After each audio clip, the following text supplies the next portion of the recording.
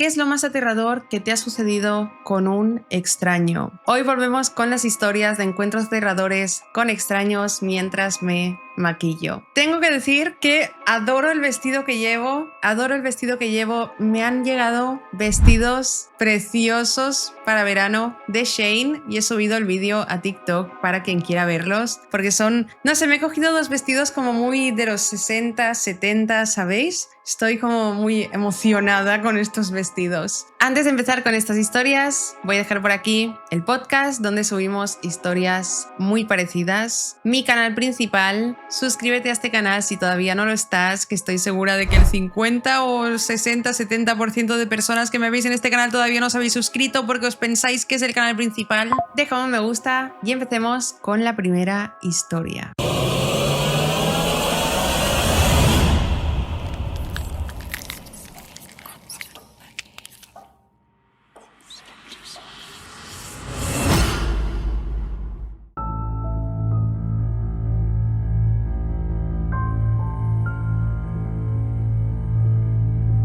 La primera historia de hoy se titula Alguien memorizó la contraseña de mi familia. Esta historia sucede en el verano de 2003, cuando la protagonista, llamada Violeta, tenía solo 13 años. En aquel entonces, su mejor amiga de toda la vida, Nora, haría un viaje a la cabaña que tiene su familia en un enorme lago, en el estado de Washington, al norte de los Estados Unidos. La familia conocía bien a Violeta y se llevaban bien con sus padres, así que la invitaron. En total eran la familia de Nora, la familia de Cody, primo de Nora, de unos 14 años, y Violeta. Habían pasado un par de días geniales, nadando en el lago, jugando en la playa, caminando por el bosque de los alrededores. La última noche, al igual que las anteriores, fueron a pescar al lago, que quedaba a unos 5 minutos a pie de la cabaña de la familia de Nora. Eran alrededor de las 7 de la tarde, todavía había luz solar y la pesca era perfecta a esa hora. Para llegar a la orilla, tenían que atravesar un pequeño tramo de bosque, aunque perderse era casi imposible. La verdad es que, bueno, sí, claro, hay tramos de bosque en los que no te puedes perder porque el camino está claro, pero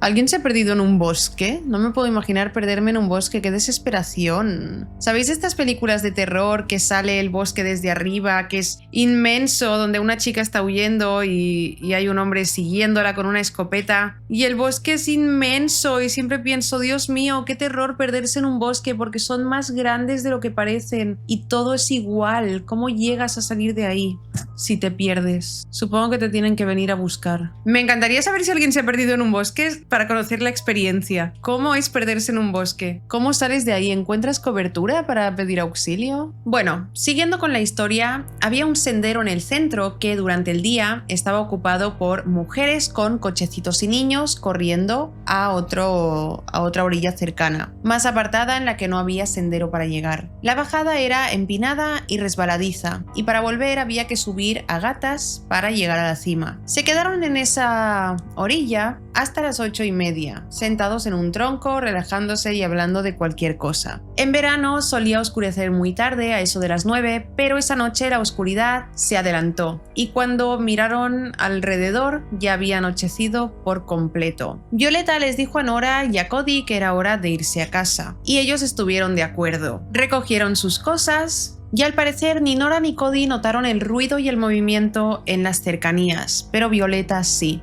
Y se quedó mirando colina arriba entre los árboles, pero no vio nada. Era la última noche que estarían ahí, así que su imaginación hiperactiva y llena de películas de terror la hacía estar algo nerviosa y desconfiada. Subieron la colina con calma y en silencio, por alguna razón que Violeta todavía no entiende. Para romper la tensión, les comentó que el bosque daba bastante miedo en la noche, y como no podía ser de otra forma, Cody empeoró los nervios de Violeta todavía más. Él comenzó a contarles a las dos una historia sobre unos hombres de la montaña que habían existido en los años 60 y que básicamente vivían en el bosque y pertenecían a una especie de secta. Deseosos de complacer al dios que adoraban, secuestraban a campistas y excursionistas que caminaban de noche por el bosque para ofrecerlos como sacrificio para su dios. Y aunque la policía detuvo a los líderes, algunos seguían por allí, secuestrando a senderistas desprevenidos para mantener apaciguado al ser que ellos adoran. Por supuesto que Violeta por dentro estaba histérica y aterrorizada, pero por fuera mantuvo la compostura y básicamente le dijo a Cody que se callara y que dejara de intentar asustarlas. Al empezar a cruzar el sendero, Cody miró a la derecha por alguna razón. Se paró en seco con cara de miedo. Nora le dijo que dejara de hacer eso, y las dos empezaron a subir a la parte más empinada de la colina a gatas. Pero de inmediato Cody las agarró del brazo con mucha fuerza y les hizo mirar hacia donde él estaba mirando. Al principio no se veía nada y ambas solo querían llegar a casa. Pero luego los ojos de Violeta se acostumbraron y consiguió distinguir a un hombre corpulento que avanzaba hacia ellos muy despacio. Definitivamente, después de que Cody contara esa historia de esta secta que secuestraba campistas para ofrecerlos como sacrificio a su dios, inmediatamente pensaría que se trata de ellos. Inmediata y lógicamente. Quién sabe cuáles eran sus intenciones, pero se asustaron y subieron la colina lo más rápido que pudieron. Todos se dieron la vuelta en un momento dado y vieron que el tipo había comenzado a correr hacia ellos, mientras que con dificultad intentaban subir la colina a rastras. Se les acercó bastante, pero afortunadamente la colina era demasiado empinada y él era tan grande que les costaba subirla más que a ellos tres. Cuando llegaron a la cima, corrieron como locos hasta conectar con el sendero y siguieron avanzando por lo que les parecía que era hasta la cabaña, mirando siempre hacia atrás por si ese tipo todavía los seguía. Todos en ese momento sintieron un profundo terror al verlo en el sendero, y aunque tal vez no tenía malas intenciones, su manera de comportarse gritaba todo lo contrario. Al llegar a la cabaña dejaron sus cosas de pesca en el porche y corrieron hacia la puerta principal, que estaba cerrada. Había un toque secreto para que les abrieran, una especie de contraseña que la familia de Nora tenía, que indicaba que la persona que llamaba era un familiar o un amigo. Era un ritmo bastante complicado, se tocaban en plan pip pip pip pip pip pip pip pip pip pip pip pip, pero Nora y Cody se lo sabían desde pequeños y lo hicieron bastante rápido, mientras que Violeta miraba a la oscuridad del bosque por si ese hombre los había seguido, hasta que al fin les abrieron la puerta y los dejaron entrar. Presas del pánico, les contaron toda la historia a los adultos, pero como es usual, todos dijeron que probablemente malinterpretaron la situación y que seguramente era un tipo normal al que hicieron sentir muy mal. Obviamente los chicos no estuvieron de acuerdo, pero al menos ya se sentían seguros en el interior de la cabaña con los padres de Nora, sus tíos y primos mayores. La cabaña tenía su entrada principal sobre una loma y tenía un piso inferior con una puerta de salida y ventanas. Podría decirse que era una especie de sótano, aunque nada parecido a esos sótanos aterradores bajo tierra. Ahí estaba una litera donde Nora y Violeta dormían. Se pusieron sus pijamas después de cenar y luego, después de 5 minutos charlando, escucharon como alguien tocaba a la puerta del piso donde se encontraban. Era el mismo golpeteo melódico que usaba la familia como contraseña, así que ambas pensaron que era Cody, que estaba fuera haciendo algo y quería entrar. Nora le gritó que pasara, pero no hubo respuesta. Las dos se sintieron muy extrañas. Y cuando se volvió a repetir se dieron cuenta de dónde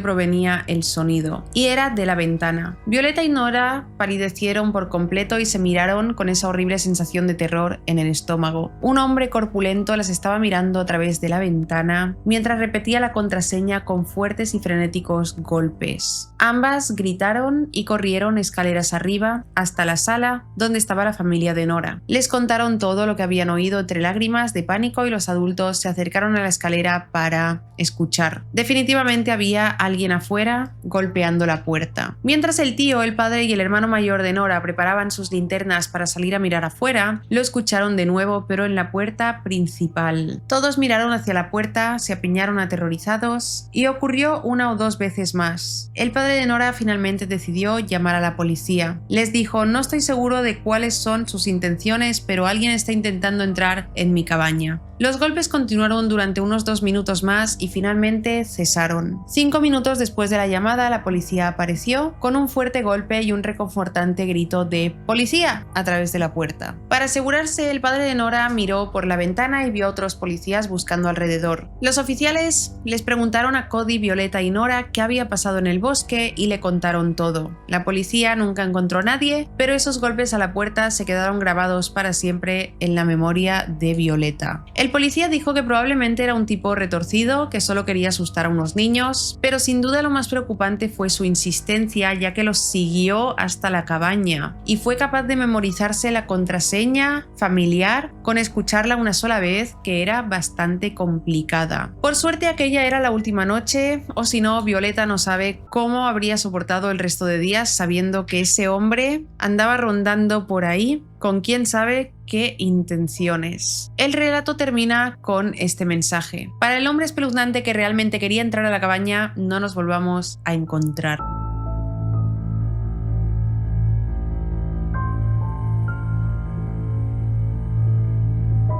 La segunda historia de hoy se titula La peor recuperación de datos. La protagonista de esta historia, Brenda, se alegra mucho de haber cambiado su vida al mudarse a Canadá. Y también se alegra de decir que la mayoría de gente en este país pasa toda su vida sin encontrarse con algunos de los monstruos que se esconden a simple vista. Desafortunadamente, ella no tuvo tanta suerte. Antes de empezar, Brenda nos da un poco de contexto. Ella lleva algunos años trabajando como administradora de sistemas informáticos y ha conocido a mucha gente para la que ocasionalmente trabaja como reparadora. A lo largo de los años, amigos la han contactado para pequeñas reparaciones y a veces recibe mensajes y llamadas de desconocidos que llegan por recomendación, pidiendo reparaciones en sus ordenadores a un precio inferior al que les comprarían en una tienda. Esta es una buena manera de ganar un dinero extra, incluso pagando impuestos, aunque siempre ha sido extremadamente cautelosa con las personas, los lugares y los objetos que no le parecen bien. Ha aprendido a confiar siempre en su instinto de ser precavida. Sin embargo, esta historia es la única vez que ignoró ese instinto y, spoiler, salió mal. En el 2011, un hombre de la zona la contactó por mensaje de texto. Fue directo y conciso con lo que necesitaba, y la conversación fue bastante básica. Le preguntó si podía revisar su ordenador, ya que un amigo le había hablado de ella. Brenda aceptó y le explicó el problema. Su ordenador había dejado de arrancar repentinamente. A veces conseguía arrancarlo, pero funcionaba muy lento y se bloqueaba casi de inmediato. Brenda le dijo a este hombre, al que llamaremos Gus, aunque él nunca le dijo su nombre, que tendría que inspeccionar el ordenador ella misma, pero parecía un fallo típico del disco duro. Le pidió a Gus que la llamara para hablar de una opción y saber dónde podían reunirse con el ordenador para revisarlo.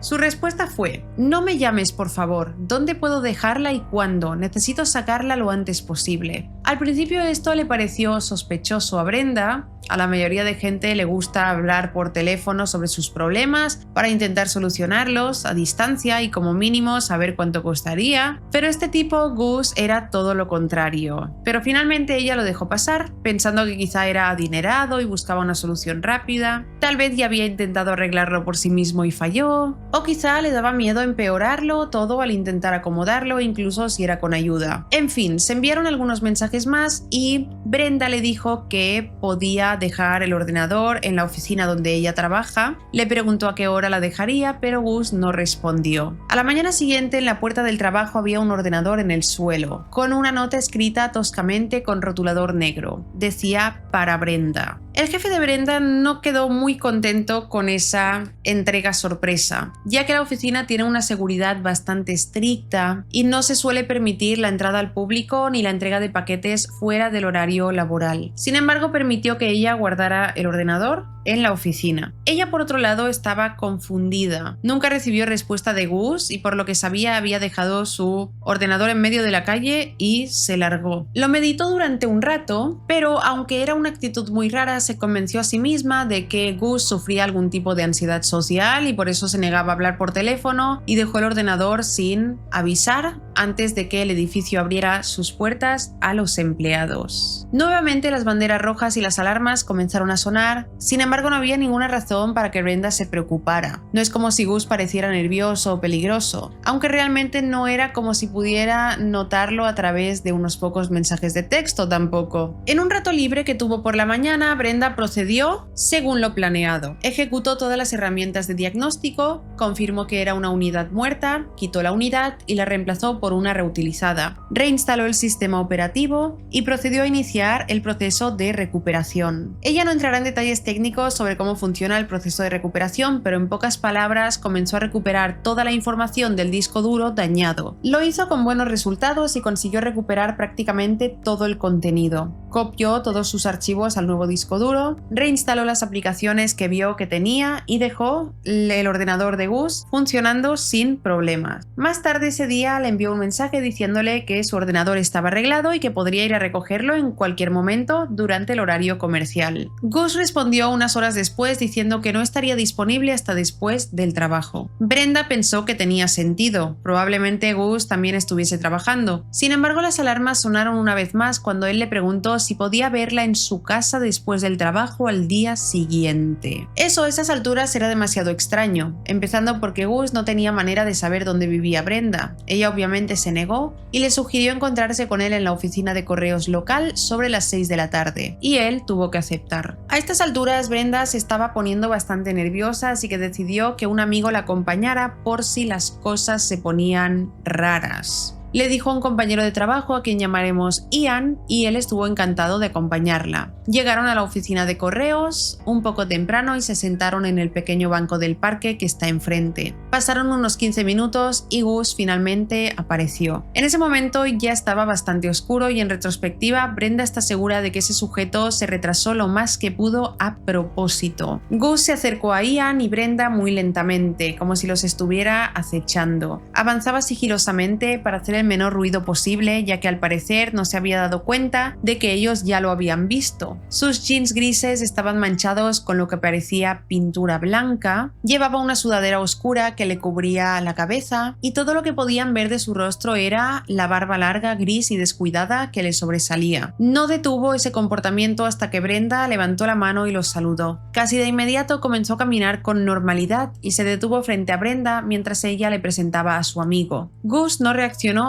en absoluto. En cambio, la observaba a ella de arriba abajo y de manera nada disimulada. Brenda podía oler su mal aliento desde donde estaba y su silencio solo se rompía con el silbido que hacía al respirar. Finalmente, Brenda comenzó a hablar con él sobre su ordenador, diciéndole que en realidad era un disco duro muerto. Sin embargo, antes de que pudiera terminar de hablar, él la interrumpió con una voz ronca, levantó el dedo y señaló al ordenador que estaba sobre el banco del parque y preguntó inmediatamente: ¿es ese el ordenador? Brenda afirmó con la cabeza antes de que Gus volviera a preguntar con un tono agitado: ¿recuperaste todo?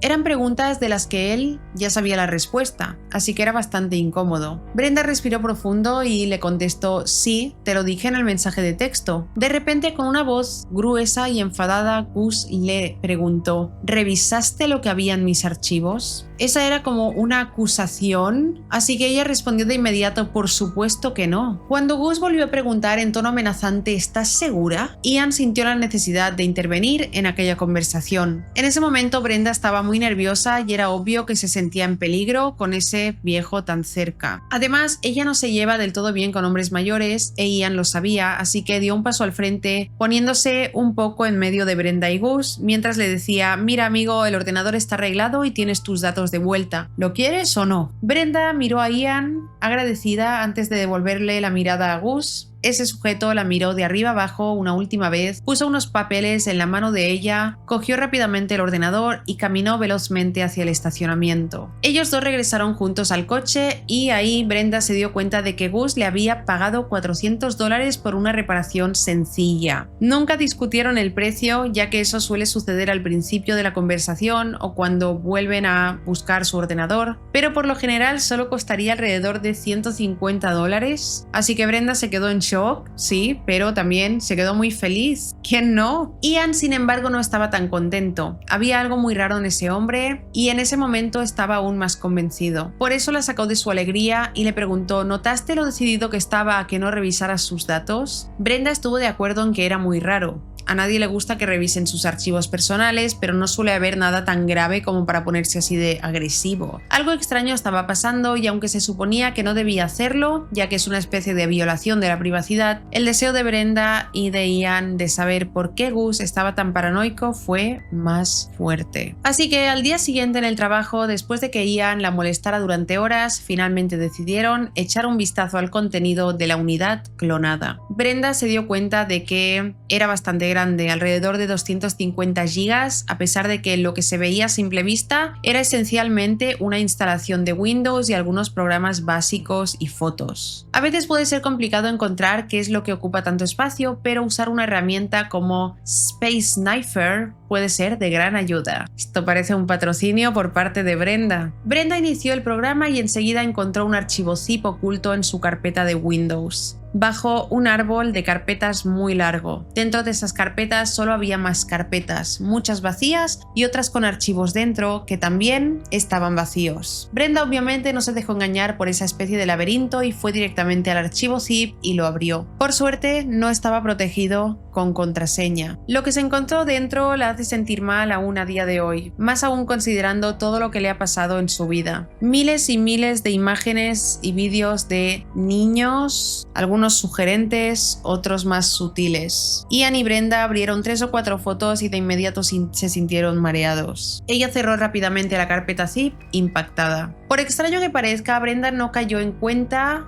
de lo que había encontrado hasta unos minutos después. Lo único que estaba pensando era ¿qué pasaría si un compañero de la oficina encontrara esto? Por suerte Ian estaba un poco más lúcido y dijo de inmediato que debían llamar a la policía. Los oficiales les pidieron que no tocaran más la imagen y que fueran inmediatamente a la estación para poder hacer un informe. Luego confiscaron la unidad original y la otra donde Brenda había copiado el contenido. Aproximadamente una semana después, la policía los puso al tanto de que el número de teléfono que Gus usó para enviarle el mensaje de texto era de una aplicación y que el número era falso. Sin embargo, habían identificado gracias a los metadatos almacenados en el clon del disco duro y que Gus probablemente no se dio cuenta de que se hizo una copia de su disco en el proceso de recuperación. También le dijeron a Brenda que estaban buscando al hombre, sin embargo, su última residencia conocida estaba en un estado diferente. La policía creyó que se alojaba en algún lugar sin contrato de alquiler, con un amigo o simplemente ocupando una vivienda ilegalmente. Le dieron las gracias por ayudar y nunca más la contactaron. Han pasado muchos años y Brenda no ha sabido nada más. Sigue con la preocupación de que vuelva a la oficina un día o la siga hasta casa. Ha rodeado su hogar con artículos de defensa personal por si acaso y se siente relativamente segura, aunque es difícil, ya que esas personas son monstruos y suelen ser peligrosos. Como dijo ella antes, la mayoría de la gente pasa por la vida sin ver la escoria de la sociedad. Brenda, por desgracia, no ha tenido tanta suerte y ella misma ha experimentado 3 veces esa maldad, pero nunca más. Así que termina su relato diciendo: «Hombre siniestro, por favor, no aparezcas nunca más. Mejor aún, desaparece de este mundo. Casi me cuestas el trabajo y de solo pensar en lo que has hecho o en lo que sigues haciendo, se me revuelve el estómago y quiero vomitar. Eres despreciable y solo espero que nunca jamás volvamos a encontrarnos».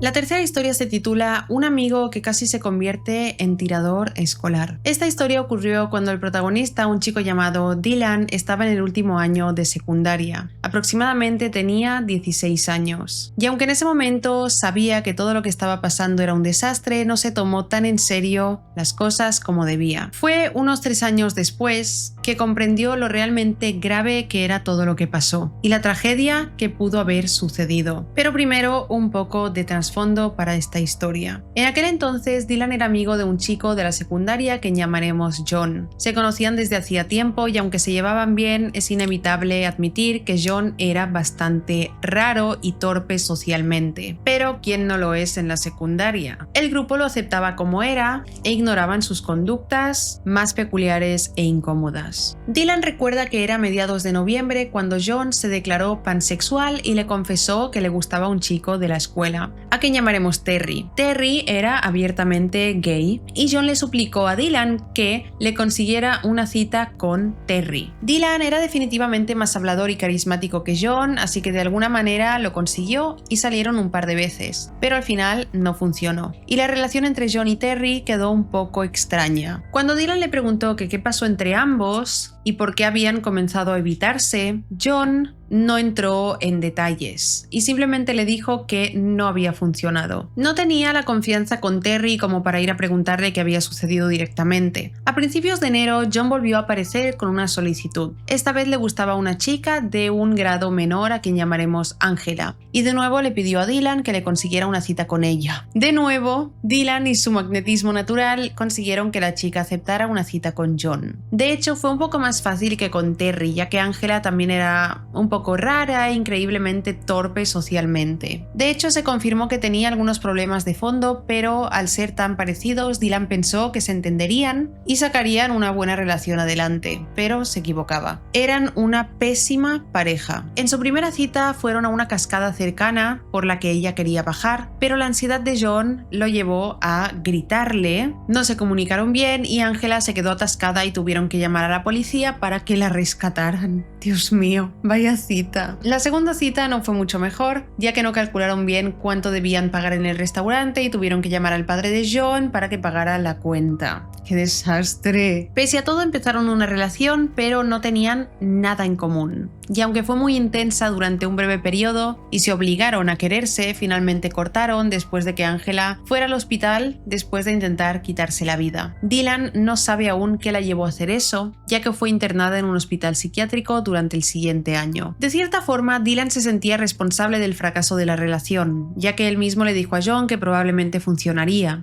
John le dijo que todo estaba bien, que no era su culpa y que nada era su culpa. Esa última aclaración le pareció rara. ¿Nada de qué? Había un ligero tono de sarcasmo en su voz. ¿Acaso había otras cosas por las que debería sentirse culpable? No lo entendió hasta pasados unos días. Una tarde después de clases, John soltó toda su ira en el estado de Facebook de un compañero de la secundaria. Empezó a despotricar contra todos en la escuela y cómo lo trataban como si fuera un fenómeno, cosa que Dylan afirma que era completamente falso, ya que hacían todo lo posible para integrarlo. Atacó específicamente a Dylan, insultándolo y amenazándolo de muerte, mientras aseguraba que toda su pena y su malestar eran su culpa. También comenzó a insultar a todos en el grupo de amigos y poco a poco fue escalando en agresividad hasta que llegó al punto de amenazar con hacer un tiroteo escolar. Como si de repente ese post de odio se convirtiera en un manifiesto, John empezó a explicar con lujo de detalles cómo planeaba disparar en la escuela y las razones por las que lo haría. Tenía un plano de la escuela y comenzó a describir por dónde iría primero y en qué zonas creía que habría más víctimas y qué zonas quería bloquear para que nadie pudiera escapar. En medio de su manifiesto arrastró a otro estudiante, que era conocido por estar un poco loco y tener problemas de ira, pero esta vez era completamente inocente. Incluso él se horrorizó al ver que su nombre se vio involucrado y rápidamente desmintió que estuviera relacionado con cualquier locura que estuviera tramando John. Dylan y otro estudiante hablaron con John en privado tratando de calmarlo, pero los ignoró por completo. Mientras tanto, otros estudiantes, hartos de ser amables con él solo para ver que John decía esas cosas horribles, lo incitaron a hacer lo que quisiera. Fue muy aterrador porque esto no era algo que alguna vez Dylan pensara que fuera a suceder en su ciudad, y mucho menos en su escuela y con alguien a quien él consideraba un amigo. Aquello se estaba volviendo demasiado amenazante, así que Dylan hizo lo único sensato en esa situación. Hizo capturas de pantalla y las envió por correo electrónico al director y a las subdirectoras. Se lo tomaron muy en serio y la policía intervino ese mismo fin de semana. Afortunadamente no hubo oportunidad de comprobar si acaso John decía la verdad o si solo estaba despotricando por Facebook en un extraño y retorcido intento de llamar la atención de los demás estudiantes. Lo sucedido dio pie a interrogatorios y a la presencia policial en la secundaria durante las siguientes 2 semanas. Dylan y algunos otros estudiantes involucrados con John tuvieron que conseguir órdenes de alejamiento, ya que su antiguo amigo comenzó a llamarlos y a acosarlos. Fue un momento muy tenso y, aunque todos se lo tomaban a la ligera, bromeando e incluso haciendo chistes, también se especuló mucho sobre si John fue el verdadero culpable de que Angela intentara quitarse la vida. Durante esa misma época, Dylan se atrevió a hablar hablar con Terry para descubrir si algo de lo que él había experimentado con John lo hizo prever lo que estaba a punto de pasar. Terry le explicó que nada tan radical como hacer un manifiesto de un tiroteo escolar, pero sí notó que John tenía mucha ira acumulada y hablaba con mucha violencia y de forma despectiva de los que supuestamente eran sus amigos, incluyéndolo a él. Fue un duro golpe, ya que Dylan insiste en que intentó ser el mejor amigo que pudo para John. Obviamente expulsaron a John de la secundaria y la última vez que Dylan supo de él tenía una cita en el juzgado. Por desgracia, Dylan no pudo estar presente y ni siquiera lo mantuvieron al tanto de lo que se habló allí, cosa que todavía lo molesta a día de hoy. No lo volvió a ver ni ha sabido nada más sobre John desde entonces, ni tuvo oportunidad de echarle en cara a John, que pese a intentar ser un buen amigo, despreció todos los gestos que tuvo con él. Si pudiera decirle una cosa a día de hoy sería: yo hice todo lo posible, pero para ti no fue suficiente. No te perdono las cosas horribles que me dijiste a mí y a los demás. Y en lo que a mí respecta, mejor no nos volvamos a encontrar nunca más. Esta historia me ha hecho acordarme de cuando yo estudiaba, tenía 15 o 16 años. En mi clase había un chico que siempre estaba como muy serio, muy con la capucha puesta siempre, y un par de veces amenazó con hacer un tiroteo escolar. Y yo, que tenía 15 años, lo único que se me ocurrió decirle fue: oye, ¿yo te caigo bien? Y me dijo: sí. Y le dije: entonces a mí no me va a pasar nada, ¿no? Me dijo: no, a ti no. Pero creo que yo junto a otra compañera fuimos a la directora a decírselo. Sí, fuimos a la directora a decírselo. Y nadie nos tomó en serio. Nadie nos tomó en serio. Menos mal que no lo hizo. Además era muy en plan que nadie le había hecho nada, ¿sabéis? Tendría sus problemas, pero era fuera de la escuela porque nadie le había hecho nada.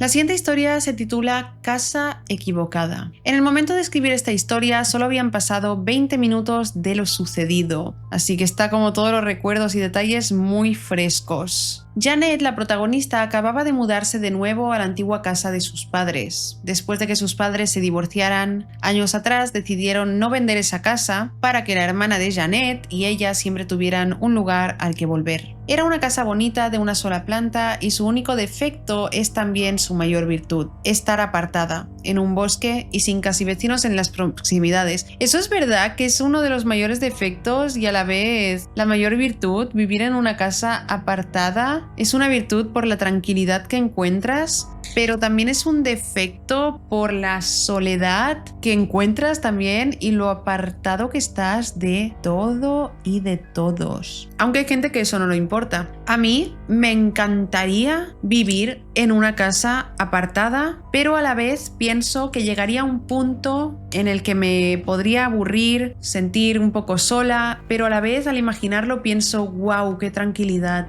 Pero luego digo eso de pero estás lejos de todos lados, tienes que coger el coche para ir a cualquier sitio. Debe llegar a un punto en el que sientes, no sé, durante el día se debe sentir mucha tranquilidad, durante la noche yo pasaría miedo porque diría: si pasa algo no hay muchos vecinos, la comisaría está lejos, tardarían tanto en llegar, así que si me pasa algo aquí, nadie llegaría a tiempo. Pero nada, pensar en la tranquilidad de vivir en una casa apartada, es increíble. No sé si a alguien más le pasa, pero yo tengo un dilema con el tema de soy una chica de ciudad, pero también soy una chica de campo. Creo que es porque, mirad, yo hasta los 9 años viví en la montaña, en una casa en la montaña, en un pueblo, pero no en la zona del pueblo, sino en la zona de la montaña. Sí que es verdad que era un lugar con muchos vecinos, eran calles largas con muchas casas. Y luego a los 9 años me fui a vivir a la ciudad hasta mis 21 o 22 años. Entonces es como que siempre tengo ese dilema de quiero vivir en la montaña, en el campo, pero también quiero vivir en la ciudad. Es como que he vivido lo bueno y lo malo de las dos cosas y me gusta lo bueno de las dos cosas. Realmente ahora mismo me gusta un poco más vivir...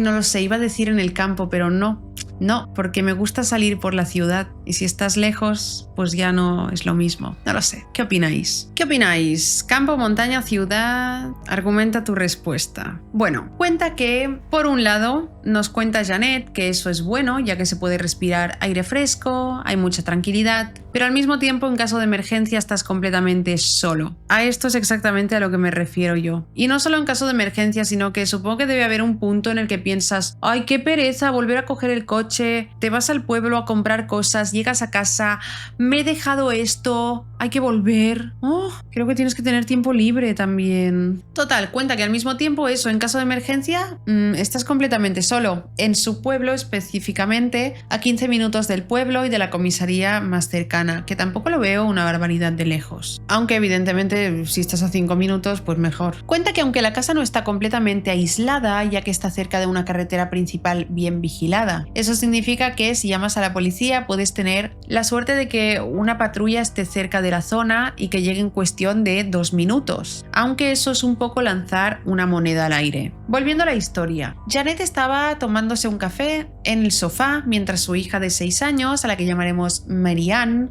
estaba jugando en el suelo. En ese momento eran las únicas en casa y eran cerca de las 6 de la tarde, así que comenzaba a anochecer en ese momento, y aunque había algo de luz solar, afuera estaba un poco oscuro. Janet decidió servirse un poco más de café, así que se levantó del sofá y justo cuando pasó frente a las ventanas del comedor que dan hacia la calle frente a la casa, lo vio de reojo. Un hombre caminando lentamente por la calle. Eso no sería raro, a no ser porque era una zona muy privada, sin coches ni gente salvo los que viven cerca del lugar. Pero si no, porque además se movía de una manera sospechosa, como tambaleándose. Janet lo miró moviéndose muy lentamente por la calle, luego se detuvo frente a la mitad del camino y miró a lo lejos, a donde estaba la casa del vecino. Probablemente eran unos 500 metros de colina arriba. La miró fijamente antes de volver la vista atrás y de nuevo miró la casa de Janet. Luego dio 2 pasos hacia adelante, una vez más mirando a la casa de los vecinos y una vez más hacia atrás. Ese comportamiento definitivamente entraba en la categoría de inquietante. Sin pensarlo mucho más y sabiendo que su hija pequeña estaba sentada en la sala de estar, Janet se movió a hurtadillas hasta el recibidor. Confirmó que la puerta estuviera cerrada con llave y regresó a la ventana del comedor. El hombre, por lo visto, seguía con su extraño ritual. Estaba mirando a la casa del vecino, pero esta vez se encontraba un poco más cerca. Eso se estaba volviendo muy amenazante, así que sin decir nada ni demostrar miedo, en un intento de mantener tranquila a su hija, Janet se fue caminando a la habitación trasera, sacó un arma y se quedó observándolo por la ventana. Como las luces estaban apagadas, simplemente no había forma de que él la viera desde donde se mantuvo parada. Esperaba con todas sus fuerzas que al llegar a la acera ese sujeto se detuviera y simplemente se fuera por donde vino. Por desgracia, el sujeto siguió adelante entrando en la propiedad. Afortunadamente, Marianne parecía no darse cuenta de lo que estaba sucediendo y continuó mirando la televisión mientras jugaba en el suelo. Mientras tanto, Janet se le quedó mirando a ese tipo fijamente mientras cogía su móvil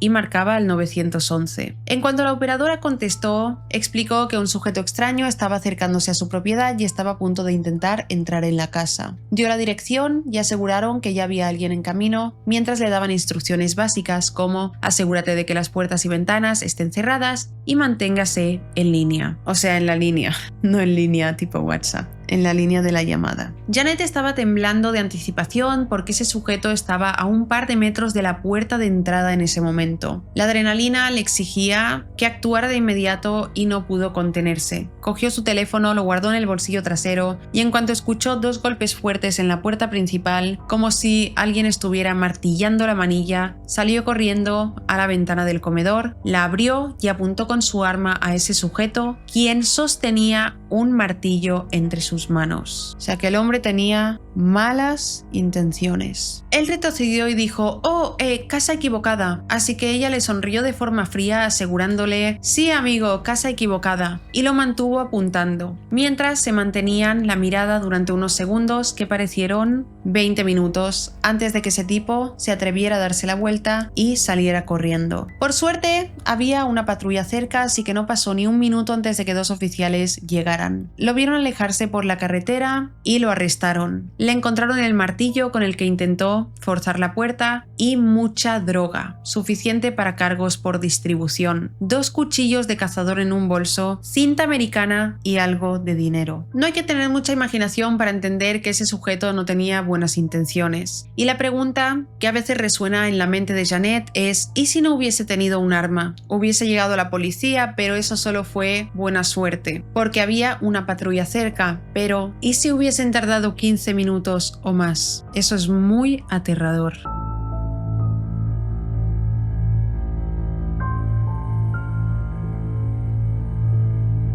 La siguiente historia se titula No nos volvamos a encontrar cazadores de Montana. Yo tampoco quiero encontrarme nunca con ningún cazador. Quien escribe esta historia, un hombre llamado Edgar y su mujer llamada Donna, asegura que el hobby favorito de ambos es hacer senderismo y acampadas de vez en cuando. Cuesta un poco conseguir tiempo libre, pero disfrutan mucho de esa actividad. Y cuanto más remoto sea el lugar al que se dirijan, mejor. Pues espero, Donna y Edgar, que os mantengáis activo en este subreddit, porque vais a tener cosas que contar, porque ir a lugares remotos como afición, evidentemente no hay... Los lugares remotos son súper tranquilos y todo, ¿no? Pero también son los lugares donde pueden ocurrir cosas raras, donde estás más solo, más aislado. Bueno, la cosa es que no voy a juzgar la actividad de esta pareja. La cosa es que Donna y Edgar en 2015 estaban en la zona silvestre de Bitterroot, en el estado de Montana. Llevaban 2 semanas recorriendo una ruta de 160 kilómetros, buscando senderos que conectaban en mapas topográficos para formar un círculo. En efecto, ninguno de los dos era novato en esta actividad, y dado lo profundo que se encontraban en esa zona silvestre, solo habían visto a otra persona, un hombre mayor del que por desgracia no recuerdan el nombre. Se encontraron con él apenas en su segundo día de ida y su último día de salida. Era un sujeto agradable y les dijo que no había visto ni se había topado con nadie por allí, así que por lo que sabía, estarían ellos dos solos. Solo les advirtió que la temporada de caza estaba a semanas de distancia y que podía haber muchos animales rondando por ahí, en especial osos. Ambos debían tener cuidado con la comida, el lugar donde comieran y el olor que dejaran para evitar atraer a estos osos. Esta historia me recuerda al tema de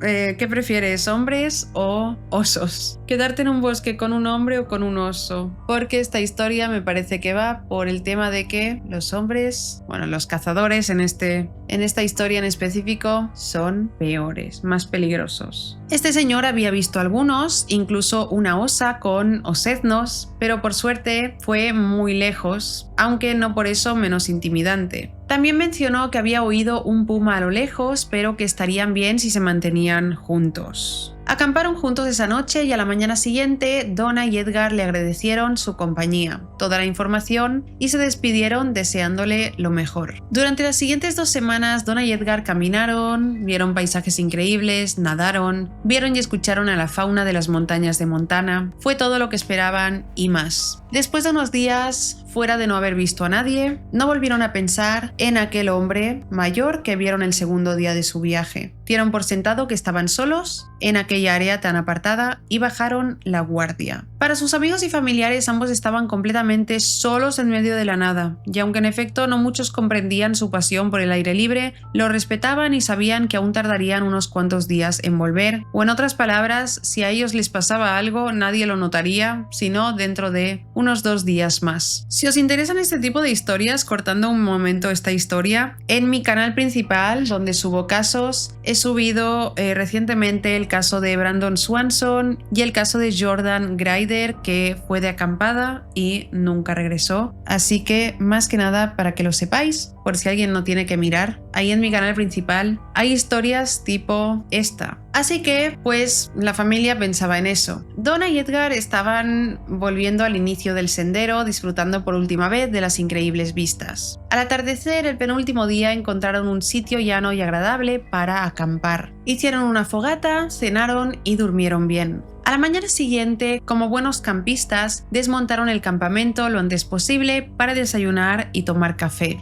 Pero antes de irse, Edgar necesitaba descargar, así que se alejó del camping para buscar un sitio adecuado. Mientras buscaba un sitio donde cavar un hoyo, se topó con algo que parecía un arbusto, aunque un poco extraño. No esperaba encontrarse con nadie a esas alturas y por eso no prestó atención. Edgar comenzó a cavar el hoyo con una pala de mano, sin darse cuenta de que ese arbusto raro era un escondite de camuflaje para cazadores. No se percató de que ahí dentro había 2 hombres y ellos tampoco notaron su llegada hasta el último momento, cuando se echó para atrás y se tropezó con una de sus piernas. Se dieron un susto de muerte mutuamente y mientras Edgar tropezaba a punto de caer, el cazador se levantó sobresaltado. Resulta que no solo estaban cazando, el cazador que Edgar pisó tenía su miembro afuera y el otro... Bueno, ya podemos imaginar lo que estaba pasando dentro de ese arbusto de camuflaje. Todo se volvió incómodo muy rápidamente y después del susto ambos cazadores se le quedaron mirando fijamente a Edgar. Sin decir una palabra lo decían todo. ¿Quién eres y qué haces aquí? La vista de Edgar, sin embargo, no ponía atención a los ojos molestos e incrédulos de los cazadores, sino que intentaba comprender la situación que estaba frente a él. No reaccionó hasta que uno de los cazadores, el que tenía su miembro fuera del pantalón, le gritó: ¿Qué haces? ¿Nos estás siguiendo? Y lo que vino a continuación fue un espectáculo lamentable donde ninguno de los dos lograba ponerse de pie adecuadamente, resbalando con el barro y uno de ellos sin poder subirse los pantalones. Edgar, incrédulo de lo que acababa de encontrar, se quedó ahí parado durante lo que pareció una eternidad. Tartamudeó para encontrar una disculpa y al final solo dijo un «Lo siento, chicos, diviértanse», y volvió corriendo a su campamento, ya sin ganas de descargar, sin ganas de nada. Le gritaron que parara, pero obviamente no lo hizo. Fue la carrera de 100 metros más larga de su vida y en cuanto llegó al campamento, Donna lo miró y al instante supo que algo había pasado y preguntó que qué había sido. Edgar sabía que no tenían mucho tiempo, así que le dijo que recogiera sus cosas y salieran corriendo de ahí sin decir palabra. Como media hora después de una caminata rápida, tuvieron que parar. Esta vez Edgar necesitaba de verdad ir al baño. Cogieron un camino hacia un descanso en el sendero para comer algo y ahí aprovechar para contarle a Donna lo que había sucedido. Estuvo asustada todo ese tiempo ya que pensaba que había visto algo muy malo o peligroso. Sin embargo, al escuchar esta historia la encontró muy graciosa. Hablaron un poco sobre el tema y entonces Donna soltó una pregunta que los preocupó un poco a ambos. ¿Y qué tal si nos buscan? Edgar quiso desestimar ese escenario de inmediato, asumiendo que probablemente se habían ido después de que los descubrieran. Sí, seguramente estaban molestos, pero era improbable que por un accidente se obsesionaran con él y los siguieran todo el camino hasta la salida de aquella zona tan apartada. Sin embargo, Donna no estaba tan convencida, así que acordaron esperar a que las cosas se calmaran un poco y continuar el camino un poco más tarde. Aunque llevaban ya 2 semanas fuera e iban de regreso, no les molestaba tomárselo con un poco de calma a esas alturas. Además, solo estaban a menos de un día de caminata del inicio del sendero. Después de hablarlo un rato, Donna y Edgar se rieron un poco y caminaron hasta el arroyo, donde acamparían esa noche. Durmieron fuera del sendero en un bonito afloramiento sin incidentes. A la mañana siguiente se despertaron, desmontaron el campamento sin mirar alrededor y siguieron con la rutina matutina, caminando hasta el inicio del sendero. A esas alturas ya no estaban pensando en los 2 cazadores y simplemente avanzaron y disfrutaron de su último día de caminata. Al llegar al inicio del sendero se encontraron con 2 señoras que estaban preparando el almuerzo en un campamento pequeño a un par de metros del estacionamiento. Se detuvieron a descansar con ellas y ambas señoras les hicieron las típicas preguntas de campo. ¿Cuánto tiempo habían estado fuera? ¿Cuántos kilómetros recorrieron? ¿Si lograron ver osos? ¿Qué comieron? Y en general, ¿qué tal la experiencia? Casi al mismo tiempo que una de las señoras les ofreció algo de comida que les había sobrado, la otra empezó a gritar emocionada: ¡Oh, ya regresaron! ¡Mira, cariño! Estos 2 jóvenes han estado caminando por el mismo sendero que tú y Jaime recorristeis ayer, pero estuvieron fuera 2 semanas. Venid, comamos los 6. Cuando Edgar se giró a ver a quién le estaba hablando la señora, se le fue el alma del cuerpo. Por el sendero llegaron los 2 cazadores con los que se topó Edgar. La sonrisa que tenían ambos se desvaneció tan rápido como la de Edgar, para luego convertirse en una mirada de enfado. Edgar sintió que se le helaba la sangre mientras se acercaba a paso acelerado, pero de repente la rabia dio paso a la duda y el miedo en el rostro de ambos cazadores al ver a Donna y a Edgar sentados junto a sus mujeres mujeres, la mar de contentos y tranquilos. La mujer de uno de los cazadores preguntó si no se habían topado con sus maridos por ahí, ya que el día anterior estuvieron buscando presas. Edgar balbuceó algo, pero la mirada gélida de esos hombres sobre él lo petrificó de inmediato. Antes de que pudiera decir nada, Donna respondió: «Muchas gracias por la invitación, nos encantaría quedarnos a comer, de verdad, y no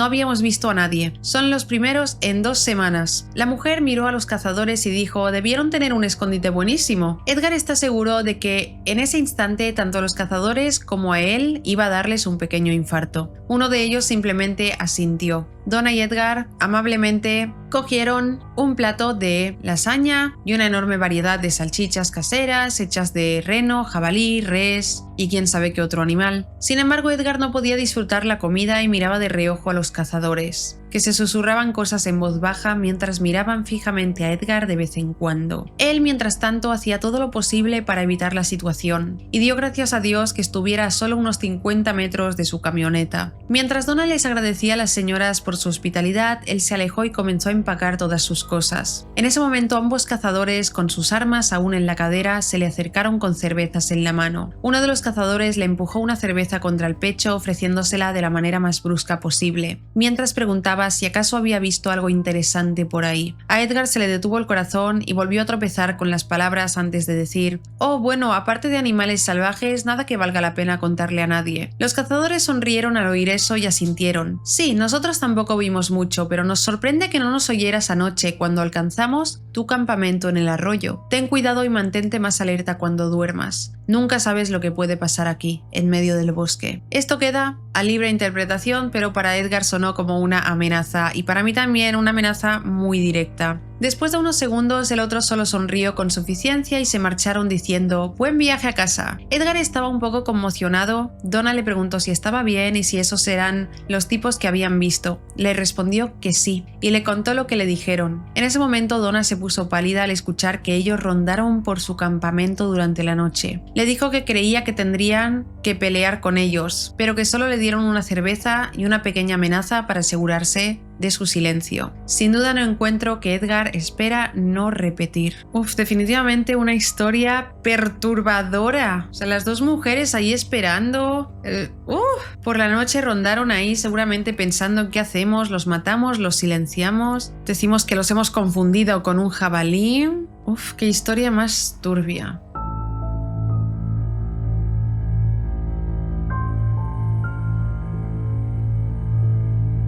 La siguiente historia se titula No estoy a la venta. Esta historia está protagonizada por una joven llamada Andrea y aunque ahora ella y su familia lo cuentan con mucho humor, eso no quita que fue uno de los momentos más incómodos y extraños que ha vivido jamás. Y por un momento tuvo el presentimiento de que no los dejarían marcharse hasta que aceptaran el trato que les estaban ofreciendo. Pero para que entendamos la situación, empecemos desde el principio. Era octubre del año 2016 para ese entonces. Andrea estaba a punto de cumplir 15 años. A diferencia de otras chicas de su edad que piden una fiesta o quizá regalos un poco más modestos, ella estaba pidiendo un viaje específico desde hacía tiempo como regalo de cumpleaños. Deja claro que su familia no era rica ni nada por el estilo, pero el trabajo de sus padres les permitía ciertos lujos, y al ser hija única, los gastos no eran tan elevados como en otras casas. También es cierto que por aquel entonces era algo consentida y sus padres, después de considerarlo bastante y hacer un balance de los gastos, aceptaron pedir vacaciones en el trabajo para hacer un viaje de 2 semanas. El destino era en los Emiratos Árabes Unidos. Andrea es consciente de que no es el destino habitual para una niña de 15 años, pero desde hacía tiempo estaba obsesionada con el lujo y la cultura que podía ver a través de Instagram de ciudades como Abu Dhabi y sobre todo Dubái. Sus padres fueron muy meticulosos planificando los lugares que visitarían, el presupuesto y tomando todas las previsiones necesarias para que el viaje saliera a la perfección. Y celebrarían su cumpleaños estando allí. 2 días antes de que saliera su avión, regresó a Estados Unidos. La anticipación estaba volviendo loca a Andrea, pero cuando al fin llegaron a los Emiratos fue como ver un sueño hecho realidad. Durante los primeros días, pasear por Dubái fue increíble y al ser una ciudad turística no se sentían tan desubicados a pesar de estar en un país tan lejano y con una cultura tan distinta.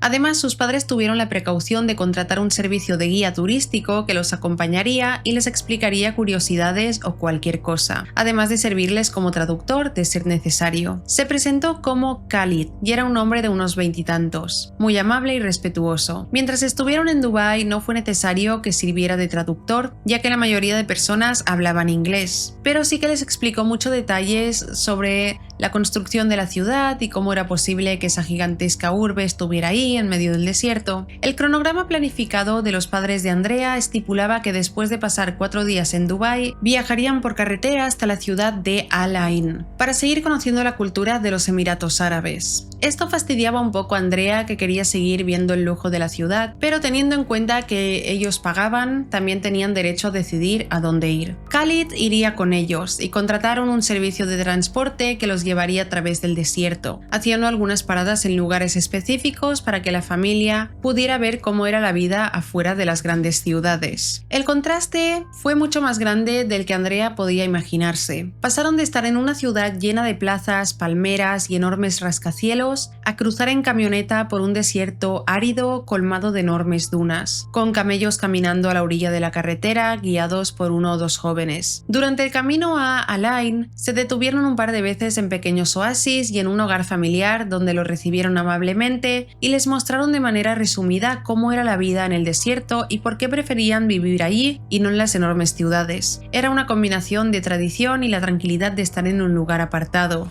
El viaje comenzó a la 1 de la tarde y la idea era que durara un par de horas, entre paradas, ya que realmente las dos ciudades quedaban bastante cerca. Sin embargo, se tomaron tiempo extra en cada parada y para las 4 de la tarde todavía les faltaba un tramo importante de camino. Para ese entonces, Andrea había hecho cierta amistad con Khalid y se mantenía entretenida hablando con él, por lo que no se dio cuenta de que algo iba mal hasta que la vieja camioneta en la que viajaban se detuvo repentinamente después de que sonara un extraño golpe en el motor. Tal como pasa en las películas, pasa en la vida real. El coche se sobrecalentó. Todos se bajaron, incluyendo el silencioso conductor, mientras el coche soltaba humo blanco bastante denso. Levantaron la tapa del capó y se vio una nube blanca ascender al cielo. Intentaron ponerle agua, pero no funcionó. Se habían quedado tirados en medio del desierto. Khalid no tardó ni un segundo en calmar a la familia, diciéndoles que se encargaría de que la empresa enviara una nueva camioneta, y sacó su teléfono para llamar. Después de una conversación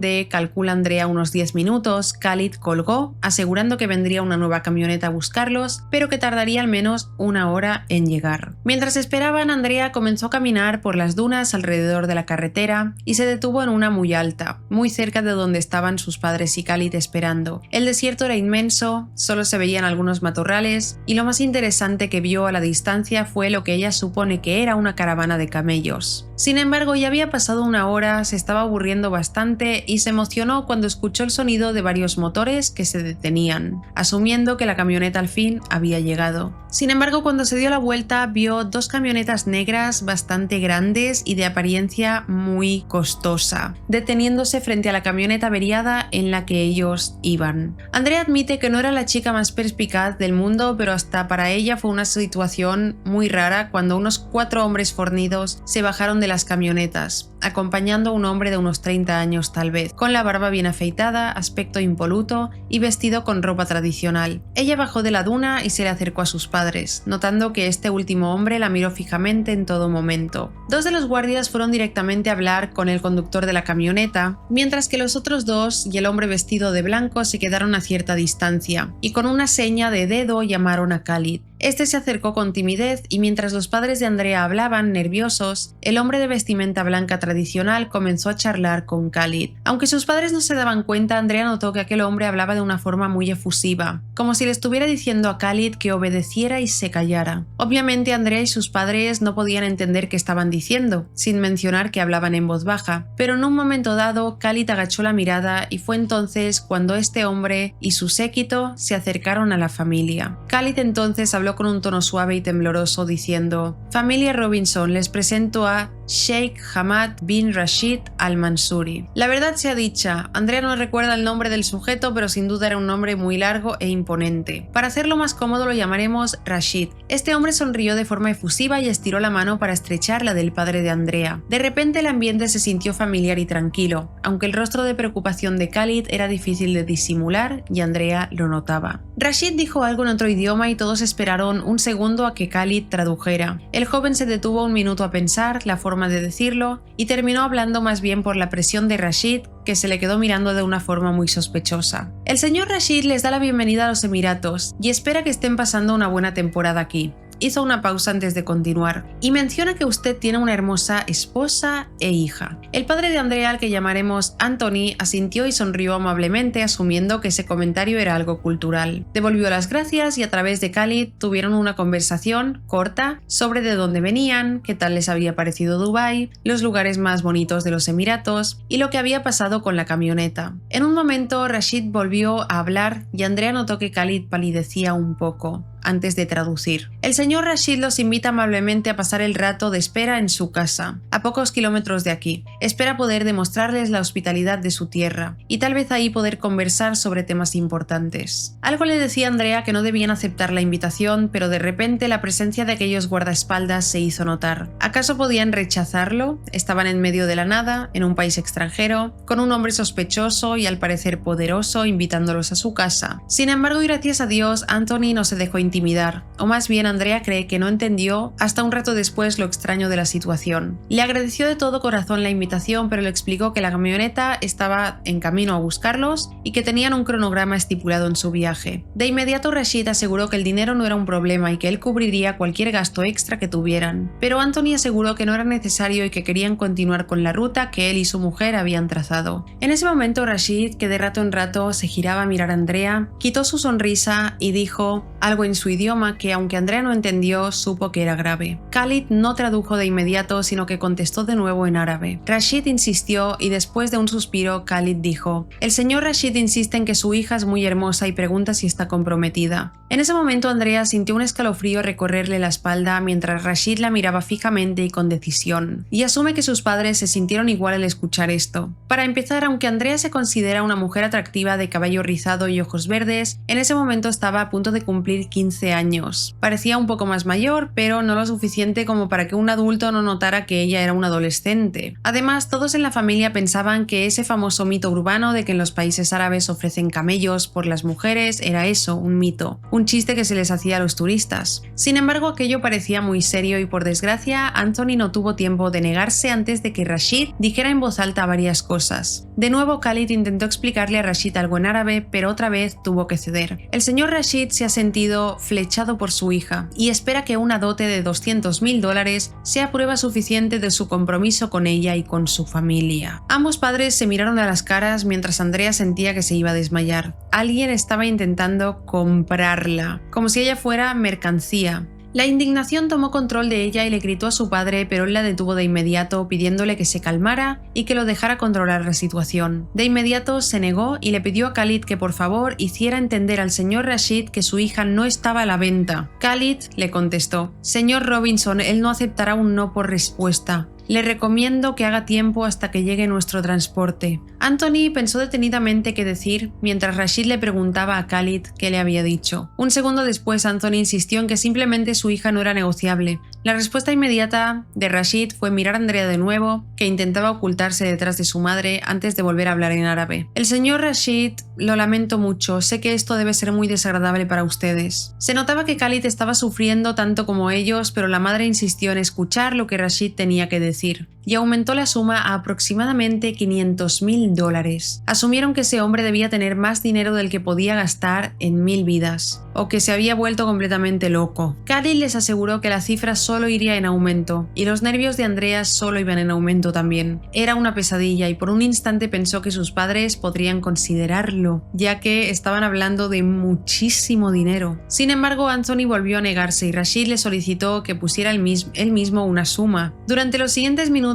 que solo fueron 2 o 3, aunque parecían horas, Rashid ofreció mansiones, coches de lujo y la diminuta suma de $700.000 por Andrea, que se ocultaba detrás de su madre, aterrada por la idea de que esos hombres se agotaran de negociar y simplemente la acogieran contra su voluntad. Fue un momento horrible porque estaban a merced de unas personas que parecían dispuestas a llevársela por las buenas o las malas. Sin embargo, una última negativa de Anthony de pronto fue suficiente para Rashid. Sonrió con suficiencia y asintió antes de decir algo en árabe y despedirse. Khalid tradujo de inmediato: su apego por su hija debe ser muy grande, señor. Disculpe si los importuné. Tenga un feliz viaje viaje y siga disfrutando de la belleza de mi país. Y así como llegaron, se fueron en sus camionetas hacia Al-Ain. 5 minutos después llegó el transporte que habían pedido. Fue en ese momento que Andrea se permitió llorar mientras todos en la camioneta comentaban lo extraño y perturbador que había sido todo aquello. Las cifras les parecían tan disparatadas que incluso surgió la idea de que aquello solo fuera un chiste de mal gusto. Cuando la madre de Andrea le preguntó a Khalid si aquello solo fue una broma, Khalid negó lentamente, asegurando que no solían ser tan desagradables con los turistas, pero que sí que había gente en esa tierra con dinero, con esa cantidad de dinero y mucho más, dispuestos a gastarlo sin mayor reparo. Y si de repente se marchó, tal vez fue solo porque se cansó de ese juego. Khalid se disculpó profundamente por aquel momento y de nuevo le aseguró a la familia que aquello no era ni de cerca un comportamiento común que debiera preocuparles en el lugar. Andrea estaba muy molesta, pero afortunadamente el resto del viaje sucedió sin ningún inconveniente, y las ofertas disparatadas se convirtieron en un chiste interno, que dio pie a bromas y comentarios jocosos como si tendrían que declarar en aduana que Andrea tenía un valor estimado de $1 millón. Sin embargo, más allá de las bromas, Andrea siempre se quedó con la sensación de peligro, y en qué hubiese pasado si ese hombre, en lugar de ver aquello como un juego, como un negocio, lo hubiese visto como un reto. ¿La hubiese secuestrado? ¿Los habrían retenido? No lo sabe, pero pensarlo a profundidad le genera un sentimiento extraño. Por eso termina su historia diciendo: al hombre extraño y millonario que ofreció miles de dólares por mí, no soy un coche que puedes comprar, mejor no volvamos a encontrarnos. Una historia muy intensa y desagradable. Hasta aquí las historias de hoy. Dejad en comentarios qué opináis sobre estas historias. Si habéis tenido historias parecidas, podéis o bien dejarlas en comentarios o bien enviármelas en este correo que dejo por pantalla con el asunto encuentro aterrador o encuentro extraño. Si has llegado hasta aquí, déjame emojis de corazones amarillos como el vestido para saber quién me ve hasta el final, quién está conmigo hasta el final. Dicho esto, no olvides suscribirte si no lo estás, dejar un me gusta si te ha gustado este vídeo. Gracias por verlo y nos vemos en el próximo. ¡Chao!